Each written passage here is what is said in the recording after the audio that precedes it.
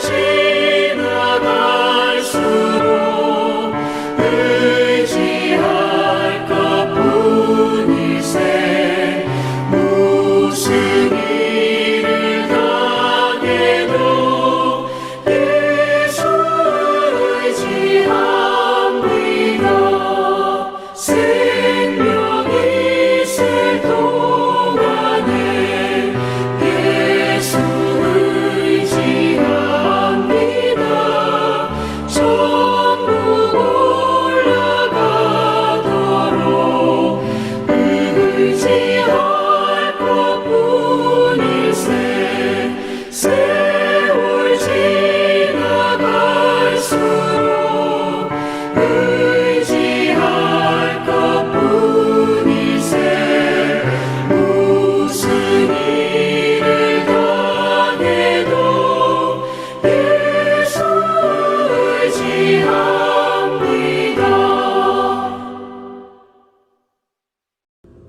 시편 7편 1절부터 17절 말씀.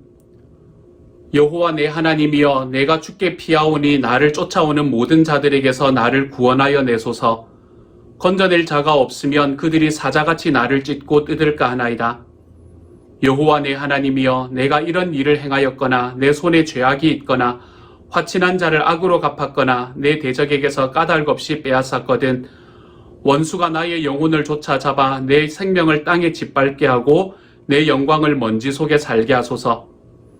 여호와여, 진노로 일어나사 내 대적들의 노를 막으시며 나를 위하여 깨소서. 주께서 심판을 명령하셨나이다. 민족들의 모임이 주를 두르게 하시고 그 위 높은 자리에 돌아오소서. 여호와께서 만민에게 심판을 행하시오니 여호와여, 나의 의와 나의 성실함을 따라 나를 심판하소서. 악인의 악을 끊고 의인을 세우소서. 의로우신 하나님이 사람의 마음과 양심을 감찰하시나이다. 나의 방패는 마음이 정직한 자를 구원하시는 하나님께 있도다. 하나님은 의로우신 재판장이시며 매일 분노하시는 하나님이시로다. 사람이 회개하지 아니하면 그가 그의 칼을 가시며 그의 활을 이미 당기어 예비하셨도다. 죽일 도구를 또한 예비하시며 그가 만든 화살은 불화살들이로다. 악인이 죄악을 낳으며 재앙을 베어 거짓을 낳았도다. 그가 웅덩이를 파 만들며 제가 만든 함정에 빠졌도다. 그의 재앙은 자기 머리로 돌아가고 그의 포악은 자기 정수리에 내리리로다. 내가 여호와께 그의 의를 따라 감사하며 지존하신 여호와의 이름을 찬양하리로다. 아멘. 오늘 월요일 우리는 시편 7편의 말씀으로 함께 만나게 됩니다. 시편 7편의 말씀을 바라보면 우리가 그 표제어에서부터 우리가 몇 가지 언급할 것들이 있는 것을 보게 됩니다. 시편 7편의 표제어는 우리에게 이렇게 말합니다. 다윗의 시가yon, 베냐민인 구시의 말에 따라 여호와께 드린 노래라고 이야기합니다. 여기서는 두 가지의 표제가 나타나는 것을 볼 수 있죠. 그렇죠? 먼저 첫 번째 표제는 시가요이라는 표제입니다. 이 시가요이라는 단어는 시편뿐만이 아니라 성경 전체를 통해서 이 시편 7편 한 군데서만 나오는 단어입니다. 그렇기 때문에 이 단어의 의미가 무엇인지를 분명히 아는 것은 불가능한 일이 되지요. 하지만 이 시가요이라는 단어의 원래의 의미가 무엇인가 하면 흔들리다, 비틀거리다, 방황하다 라는 뜻에서 나온 그 동사에서 나왔다는 것을 보게 된다면 우리는 여기서 다윗이 지금 이 시편을 쓸 때에 그의 마음이 심하게 흔들리고 그의 마음이 방황하고 있다는 사실을 우리는 최소한 알아챌 수 있습니다. 그래서 그 마음의 상태, 어떤 큰 충격을 받고 그것으로 인해서 마음이 심하게 방황하고 있는 그 마음의 상태를 이야기하고 있지요. 그러므로 이 시편은 오늘 우리가 그 전체의 내용으로도 알 수 있겠지만 이것은 슬픔의 노래라고 이야기할 수 있습니다. 이렇게 지금 다윗은 슬픔의 노래를 쓰고 있는데요. 왜 다윗이 슬픔의 노래를 쓰고 있는가 하면 오늘의 말씀의 뒷부분에 나오는 그 표제를 바라보면 베냐민인 구시의 말에 따라 여호와께 드린 노래라고 이야기합니다. 베냐민 사람 중에 구시라는 사람이 무슨 이야기를 했나 봅니다. 이 다윗을 대항해서 무슨 이야기를 했겠지요. 그 이야기를 듣고 다윗은 굉장히 억울했던 것 같습니다. 그래서 자기의 그 억울한 이야기, 원래 자기가 하지 않은 이야기를 꾸며서 이야기한 것과 같은 그런 내용들을 들었던 것 같아요. 그래서 다윗은 그 억울한 마음, 자기가 실제로 하지도 않았는데 했다고 이야기하는 그러한 모함에 대해서 억울한 마음을 하나님 앞에 표현하고 있는 내용이지요. 여기서 말하는 구시, 베냐민인 구시가 누구냐라고 이야기를 하면 우리의 대답은 모른다라고 이야기하는 게 맞습니다. 성경 전체를 통해서 이 베냐민 사람 구시가 누군가에 대해서는 우리에게 나타나는 부분이 전혀 없기 때문입니다. 그렇지만 어쨌건 이 베냐민 사람이라면 이 사울의 일족인 사람이었거든요. 사울 왕의 일족인 사람으로서 이 다윗이라는 사람을 비판하고 그를 대항해서 이야기한 사람이 바로 이 구시였으면 분명한 이야기가 됩니다. 그래서 자기가 이해하지도 못하고 자기가 하지도 않은 이야기를 했다라고 이야기하며 다윗을 모함하고 있는 이 베냐민 사람 구시를 향해서 지금 다윗이 슬픔의 노래, 충격을 받아서 비틀비틀거리며 쓰는 슬픔의 노래가 바로 오늘의 이야기가 되는 것입니다. 이 시편 7편의 말씀을 한마디로 표현해 보면 어떤 이야기가 되냐 하면요. 이 말씀 전체 속에서 다윗은 하나님, 세상의 심판장들은 그때 당시에 세상의 심판장은 사울 왕이었잖아요. 그렇죠? 그 사울 왕은 모든 상황들 속에서 올바르게 판단할 수 있는 능력이 없는 사람이라는 것을 내가 알지만 하나님께서는 의로우신 재판장이시므로 주님께서는 재판하실 때 모든 사람을 의롭게 판단하시는 분이시므로 나와 이 굿이라는 사람 사이를 주님께서 판단해 주십시오 라고 이야기하는 내용이 오늘의 말씀이 되는 겁니다. 그래서 오늘 다윗은 계속해서 하나님, 나의 삶을 바라보시고 내 삶에 있는 의로움을 통해서 나를 하나님께서 판단해 주십시오 라고 이야기하는 내용을 우리에게 계속해서 말하고 있죠. 특별히 8절의 말씀에서는 우리에게 이렇게 말하고 있지 않습니까? 여호와께서 만민에게 심판을 행하시오니 여호와여 나의 의와 나의 성실함을 따라 나를 심판하소서라고 말하고 있지 않습니까? 다윗이 지금 이야기하고 있는 이야기는 내가 지금 이 사람들이 이야기하는 그 행위를 내가 한 사람이 아닙니다. 이 사람들이 지금 나를 판단하고 있는 그 이야기들을 내 삶에서 절대로 행한 일이 없습니다. 그러므로 하나님, 당신은 의로우신 재판장이시기 때문에 내가 한 행위로 나를 판단해 주십시오.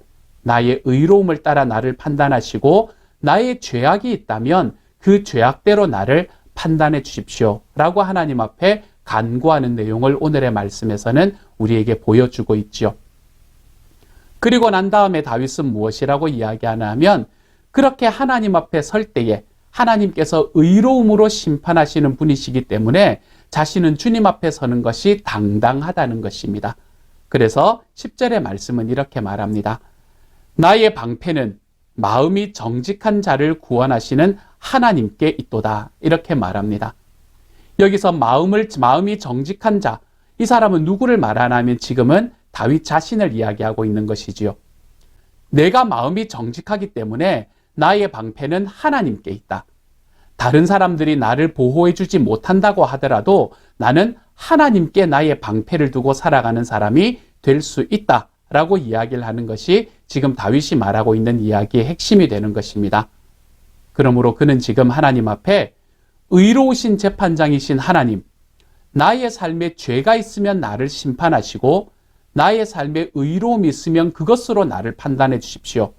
하지만 저기서 나를 지금 이야기하고 나를 고소하는 사람들과 비교해 볼 때 나는 하나님 앞에 의로운 사람임이 분명하오니 주님께서 의로우신 하나님께서 나의 피난처가 되시고 나의 방패가 되시는 분이 되십니다. 그러므로 저들이 아무리 나에게 고소한다고 하더라도 나는 두렵지 않습니다. 주님께서 나의 재판장이 되어주시기 때문입니다. 라고 지금 이야기하고 있는 내용들을 우리에게 말씀해 주고 있습니다.